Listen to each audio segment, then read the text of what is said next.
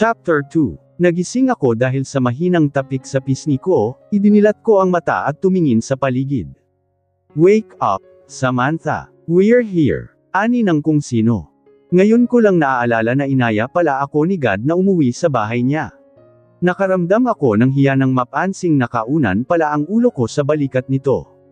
Agad ko naman inalis ang ulo ko doon at nanghingi ng pasensya. Sorry, nakatulog ako, sabi ko. It's okay, you must be tired.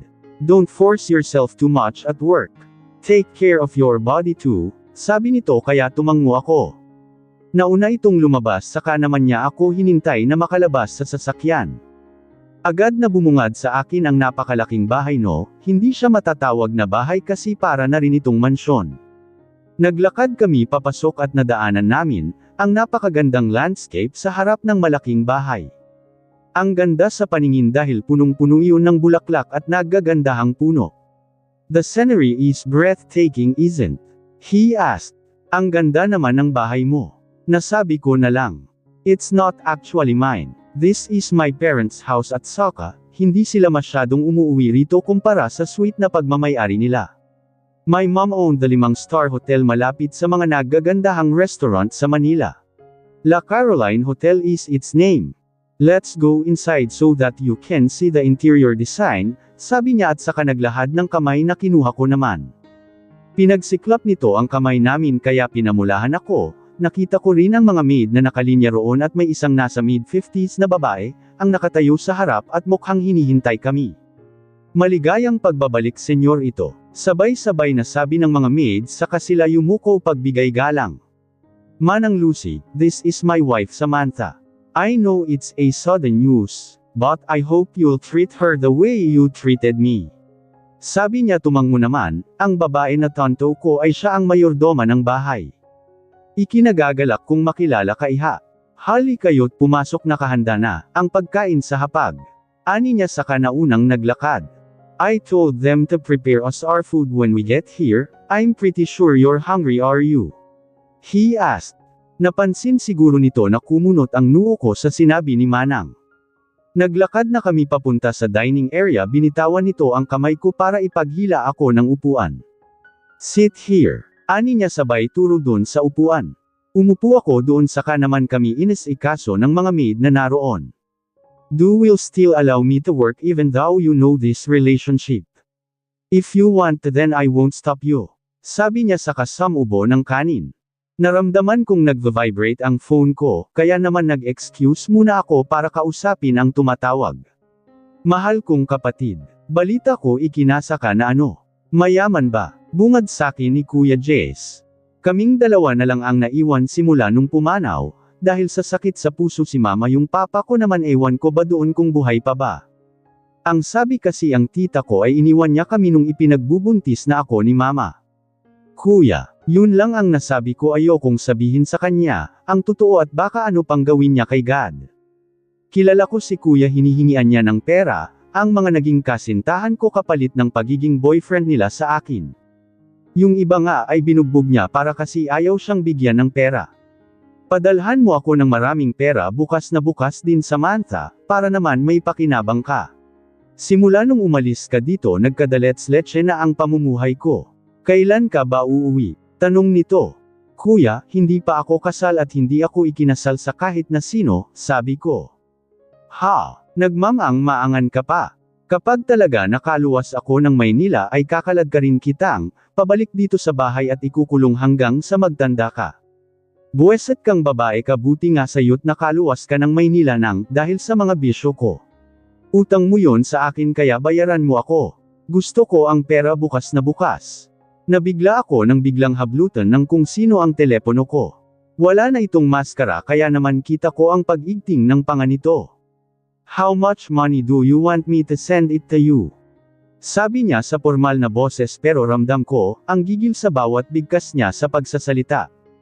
Ha, big time nga ang naging asawa mong ina ka. Nagmamaang-maangan ka pa kanina.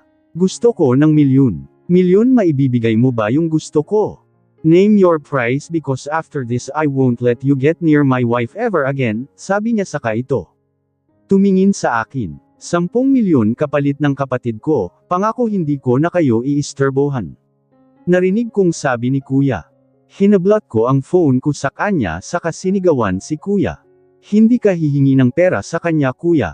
Ako ang magbibigay, maghintay ka at ipapadala ko ang pera bukas na bukas. Naiinis na sabi ko. Mahigpit kong hawak ang telepono ko na gusto ko na din itapon, dahil sa inis ko kay kuya. Pati ba naman sa boss ko ay hihingian niya ng pera. Nagpapangap lang naman kaming mag-asawa. Wala kaming relasyon higit pa dun. Ina ka talaga masyado ka ng mayabang. Umuwi ka nga rito at nang may hampas ko iyang pagmumukha mo sa pader dito sa bahay. Wala kang kwentang kapatid buweset. Sigaw nito sa kabilang linya bago nito pinutol ang tawag. Sorry, naisturbo tuloy kita sa pagkain mo. Balik na tayo. Sabi ko na parang walang nangyari. Ayokong pag-usapan namin si kuya, dahil labas ang pamilya ko sa pangpapanggap ko nato. Hindi ko hahayaan si kuya na manghingi ng pera kay God. Alam ko kung anong kayang gawin ni kuya sa akin, pero mas alam ko kung anong kayang gawin ni God sa kanya, kung sakaling magbabalak si kuya ng masama sa kanya. Is that your brother? He asked. Tumango ako. Is he hurting you or what?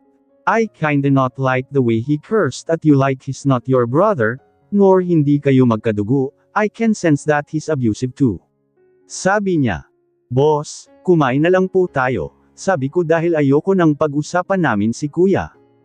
Tumikim na lamang siya saka pinagpatuloy ang pagkain. Hindi ako mapakali, dahil sa nalaman ko ngayon araw. I am willing to give his brother what he wants, if he would promise not to get near her nor approach her in person. Tyler, can you give me his background info? I want to know everything about him. I said as I sent the person name to my most trusted secretary. Tyler is a computer graduate and he's very good at that thing. He's like a spy from an unknown agency. I ended the call nang may tumawag kaya sinagot ko. Godwin, bungad sakin ni Kendra sa kabilang linya. Kendra is my cousin at siya lang sa lahat ng mga pinsan ko, ang hindi nang husga sa akin. Yes, Ken. Napatawag ka. Tanong ko. I heard you're already married, by whom? She asked.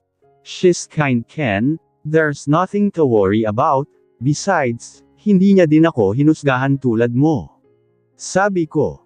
Are you sure about that? Baka may second thoughts at backstab in ka kasi pera lang ang hanap. That is why I married her to test her if she's worthy to be my wife. I said. I heard her side kaya napangiti ako. I'll meet her then. Sabi nito. Okay, I'll tell her. Sabi ko. Nag-end na ang call kaya naman bumalik na ako sa kwarto namin. Nasa opisina kasi ako sa harap ng master's bedroom, may tiningnan lang akong ilang papeles. Pagpasok ko mahimbing na itong natutulog kaya naman, maingat akong hindi gumawa ng tunog upang hindi ito magising. Naglakad ako patungo sa salamin sa gilid ng walk-in closet. Tiningnan ko ang sarili ko roon. Just because of that thing, nasira ang buhay ko.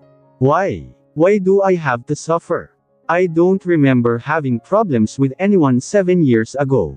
Naikuyong ko ang kamao nang biglang pumasok sa isip ko ang nangyari noon. I know may kasalan ako but she doesn't need to do that to me para makapaghiganti.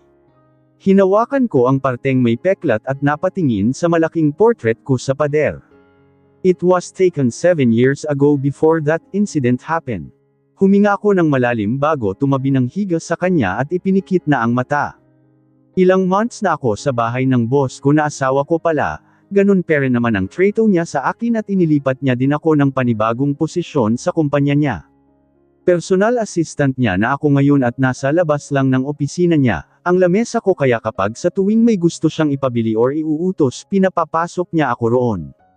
Hindi naman mahirap ang pinapagawa niya, paminsan-minsan nga lang ay paulit-ulit, ang iuutos niya at nakakangawit sa kamay sa tuwing sinasabi niya, dalhin ko yung mga papeles sa kanya. Hindi na rin ako kinontak ni kuya, mabuti naman din kasi, nag-iipon pa ako para may maipadala sa kanya at hindi na ito manggulo. Naiintindihan ko naman si kuya kung bakit niya iyon ginagawa, pero kasi paminsan-minsan ay sumusobra na siya sa mga ginagawa niya at ngayon na nalaman niyang mayaman, ang boss ko sa at pag-akala niyang totoo kaming ikinasal ay baka nga manggulo iyon. Ngayon ko ibibigay ang pera sa kanya pagkatapos ko sa trabaho ko rito. Kinuha din ni God ang contact number ko in case na may importante siyang sasabihin or ipapagawa ay i-text or tatawagan niya na lang daw ako. Samantha, tawag sa akin ni Arya habang papalapit sa akin. Nakatayo kasi ako sa may vending machine para kumuha ng iced coffee, kakadating ko lang galing sa bahay dahil pinakain ko pa si Sparkle.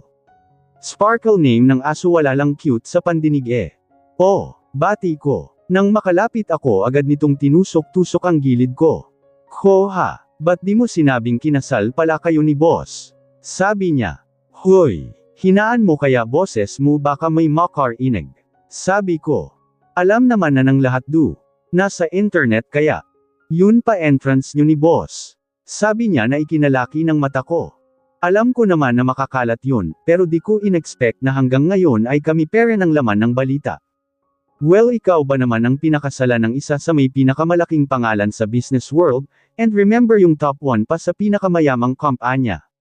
Hanggang ngayon ba ay kami pere ang laman ng balita? Tanong ko.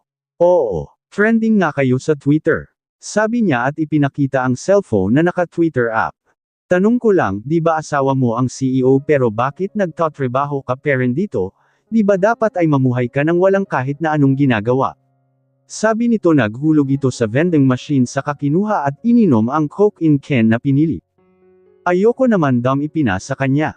Oo, at asawa ko siya at kaya niyang ma-provide ang mga kakailanganin ko, pero gusto ko din namang maranasan kung paano maging independent at kumita sa sarili kong sikap at gawa, sabi ko. Ayokong umasa sa kanya at humingi ng pera, dahil hindi naman ako ang nagsumikap na makuha iyon. Wala akong karapatan sa pera niyang yun. Ang bait mo talaga, Samantha. Ani niya. Sus, ang sabihin mo ahas yang kaibigan mo, baka nga ginayuma si boss, kaya naging asawa. Imposible naman atang naging asawa niya agad si boss, kung ilang buwan pa lamang siya rito. Bagong recruit pa. Parinig ni Paloma habang naka-cross arms kasama sila Britney at Sophie.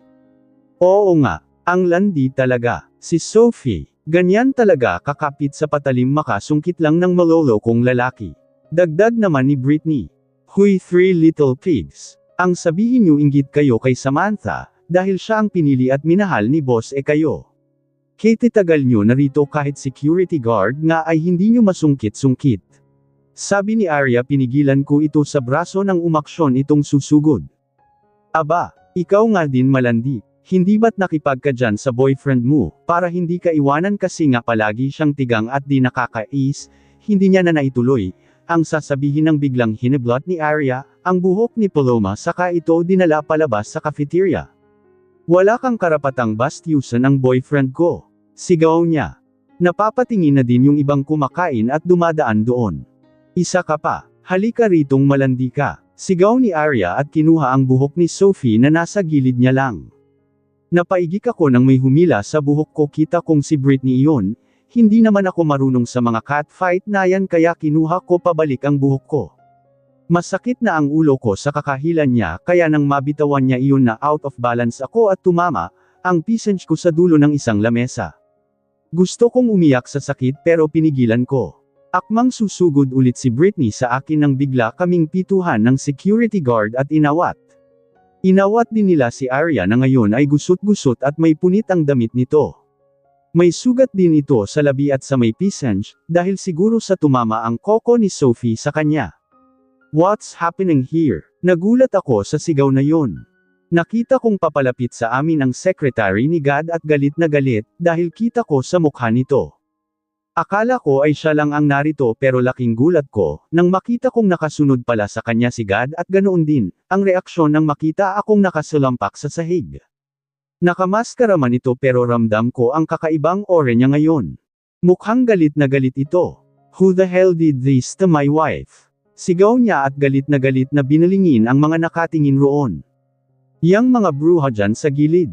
Sila ang nauna, bigla-bigla na lang sinabihang malandi at ginayuma ka raw ni Samantha, kaya kanya naging asawa. Sabi ni Arya na kayap na siya ngayon sa secretary ni God na mukhang pinapakalma niya din. And who the hell said that I don't love my wife? Why would I marry her if I'm not in love with her? She's my wife, of course I love her. Sigaw niya ba ikanabilis ng tibok ng puso ko. Ano ba namang reaksyon yan, Samantha? Tinulungan niya akong makatayo at inilagay niya ang kamay sa biwang ko. If I ever saw someone who will do the same thing of what they did to my wife, itinuro niya sila Paloma. Nanlulumo at mukhang nagsisisi sa ginawa. I will make your life a living hell. Banta niya saka na ako dinala paalis doon. Dinala niya ako sa opisina niya at saka ito namiwang sa harap ko. Why didn't you fight back? He asked. Yumuko lamang ako hindi dahil sa nahihiya ako kung hindi, dahil sa bilis ng tibok ng puso ko. Grabe ano ba naman ta? Lumapit ito sa akin at inilapit ang mukha sa mukha ko sa kanya inangat, ang kamay at pinunasan ang dugo sa labi ko. Hinaplos din ito ang pisngi ko kaya napaatras ako dahil sa sakit. I'm sorry, does it hurt?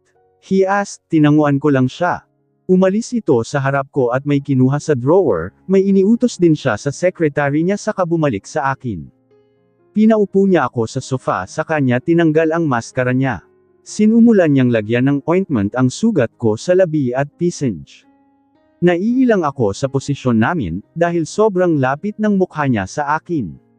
Natigil ito sa paglalagay nang mapansin niya nakatitig ako sa kanya. Ang gwapo mo talaga, hindi ko mapigil ang sabihin. Hindi na ito nagulat instead mas inilapit nito ang mukha niya sa akin at saka ako hinalikan sa labi. Napapikit ako dahil dun at ramdam na ramdam ko, kung paano uminit ang pisngi ko sa ginawa niyang iyon. Nabigla ito sa ginawa kaya naman ay inilayo niya ang mukha sa akin at napatikip sa bibig. I'm sorry you must be disgusted dahil dun, hindi na mauulit, aniya saka tumayo at akmang aalis nang magsalita ako. First kiss ko yun, ani ko. Oo nga't may mga naging boyfriend ako pero, hindi ko sila hinayaan mahalikan ako, dahil gusto ko sa asawa ko iyon ibibigay.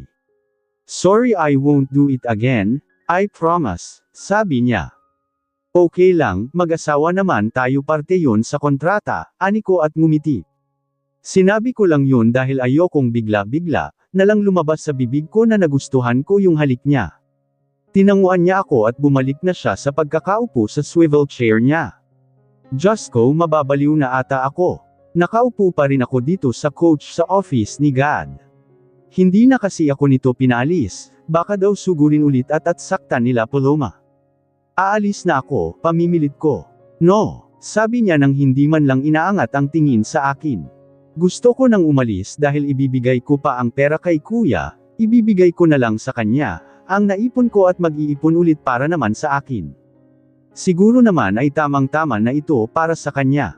Pero, God, pamimilit ko ulit. Why are you in such a hurry to leave? I said let's go home together so sit there first and wait for me to finish what I'm doing here, sabi niya sa matigas na Ingles. May pupuntahan pa kasi ako. Pilit ko parent. And where are you going? Tell me. Ngayon naman ay nakaangat na ang ulo niya at tiningnan ako. Napatingin ako sa labi niya, hindi niya suot ang maskara niya kaya kita ko ang mukha niya. Bigla ulit pumasok sa isip ko yung nangyari kanina, kaya naman ay pinamulahan ako ng mukha at agad na nag-iwas ng tingin. May kikitain lang ako sa may mall, babalik din naman agad ako, sabi ko. Narinig ko ang malalim na buntong hininga nito, saka inilagay ang kamay sa lamesa at nagsalita. Fine, then take my bodyguards with you and to find out, if you are okay and nothing bad will happen to you. Aniya. Tiningnan ko siya, hindi pwede ba kapag nalaman niyang si kuya, ang kikitain ko ay ipagpipilit niya bigyan ito ng pera. Ayoko namang mangyari yun. Magtataksi na lang ako, I said saka na tumayo at inayos ang damit. Is there a problem? He asked. Wala namang problema, kaya please wag mo nang ipagpilit na isama, ang mga bodyguards mo. Kaya ko naman na ang sarili ko tsaka lagi kong dala yung stun pen na ibinigay mo sakin. Sabi ko at ipinakita iyon. Alam kong nagdududa ito pero siniguro kung hindi niya ako mabubuking. Is that so? Okay then you can go. Just go home before 6 p.m. Paalala nito. Nginitian ko siya sa katumango. Text na lang kita pag uuwi na ako. Sabi ko na tinanguan niya naman saka siya bumalik sa lamesa niya para tapusin ang ginagawa. Umalis na ako sa opisina niya saka nagtungo sa lamesa ko para ayusin ang gamit at nang makaalis. Oh, uuwi ka na di ba sasama asawa mo? Tanong ni Arya sa malakas na tinig. Mamaya pa siya uuwi tsaka may pupuntahan pa ako, sige aalis na ako Arya. Sabi ko saka na umalis sa building at pumara ng taxi papunta sa address na binigay ni kuya sa akin. Mahigpit kong hawak ang bag na dala ko pati na ang cellphone ko nang magring ito. Hello, sagot ko sa tawag. Nandito na ako, nasan ka na? He asked. Papapunta pa lang kuya, sabi ko. Bilisan mo. Ayoko nang pinaghihintay ako, sabi niya. Opo, sabi ko. Naputol ang tawag kaya naman ay mahigpit kong tiningnan ang address na nasa message ko galing kay kuya. Ewan ko pero mas gusto kong umuwi na lang, pero naaawa naman ako kay kuya, malaki ang utang na loob ko sa kanya, dahil tinulungan niya din naman akong makaluwas ng Manila. Nag-vibrate ang phone ko kaya tiningnan ko iyon. Mensahe galing kay God. Text me when you get there. Basa ko. Hindi ko na ito nireplyan. Masama talaga ang kutob ko Inon ko ang location sa phone ko if ever na may mangyari man sa akin ay malo-locate ni God ang location ko. Nandito na po tayo ma'am, sabi ng taxi driver ngayon ko lang din napansin na nandito na pala kami. Medyo malayo iyon sa company building ni God at papagabi na din, dahil alas 5 nang umalis ako roon. Ibinigay ko ang bayad sa taxi driver saka na bumaba. Tumambad sa akin ang abandonadong building nakatayo sa di kalayuan si kuya na puro tato ang katawan. Buti naman at dumating ka. Ang pera ko nasaan na? Tanong niya agad. Iniabot ko sa kanya ang isang sobrang nagkakahalaga ng 50k yung lang, ang naipon ko sa ilang buwan ko doon sa kampanya ni God. 50,000. Aanhin ko ta. Asan na ba yung bigatin mong asawa? Hindi ba't sinabihan kitang dalhin siya papunta rito ng Mason Hill ko, ang utang mo? Galit na sigaw niya saka kinuha ang buhok ko. Hinawakan ko ang kamay niya para alisin iyon. Nagtatanong ka pa, tanungin mo yan sarili mo kung bakit. Sigaw niya. Kuya please tama na. Masakit na kuya. Sigaw ko habang pilit na hinahawakan ang kamay niya paalis sa buhok ko. Ano, masakit ba? Ha? Habang ikaw nagpapakasasa sa pagiging mayaman sa mga nagdaang buwan ako. Inisip mo ba ako? Inisip mo ba, ang pamangkin mong kamamatay lang dahil sa sakit? Sigaw niya. Hindi ko alam. Nakayukong sabi ko. Sinampal ako nito saka iniangat ang mukha ko at mahigpit na hinawakan ang pangako. Wala ka kasing puso, sabi niya. Sa mga buwan na nakatanggap ako ng tawag niya, hindi ko yun sinagot dahil akala ko ay pipilitin niya akong bigyan siya ng pera. Namatay ang pamangkin mo dahil hindi siya inoperahan, dahil sa walang-wala nga ako. Wala akong pera kaya ako nang hihingi. Sigaw niya binitawan nito ang buhok ko at napaupo sa harap ko. Kuya tawag ko habang umiiyak. Si Tina, ang pamangkin kong masakitin namatay nang wala man lang akong naibigay na tulong. Sinisisi ko ang sarili ko kasi kung sana ay nalaman ko ng maaga, sana siguro ay buhay pa ngayon si Tina. Umalis ka na lang Samantha, pinapainit mo ang ulo ko, sabi niya habang nakayuko. Nakita kong tumataas baba ang balikat niya tanda na umiiyak ito. Oo nga at basagulero at madami siyang bisyo, pero hindi niya pinapabayaan ang anak niya na iniwan sa kanya ng ina nito, dahil sa hindi nito kayang alagaan ang anak nila. Iniwan si Tina kay kuya at naghanap ng panibagong asawa ang ina ni Tina. Sobrang galit na galit ako sa kanya. Wala siyang kwentang ina. Oo nga at nang babag si kuya ng mga naging kasintahan ko, pero hindi ko siya nakitang pinagbuhatan ng kamay si Tina. Mahal na mahal niya ang pamangkin ko kaya gusto kong sisihin ang sarili ko dahil kung sana ay sinagot ko ang tawag niya siguro ay naipagamot at naoperahan si Tina.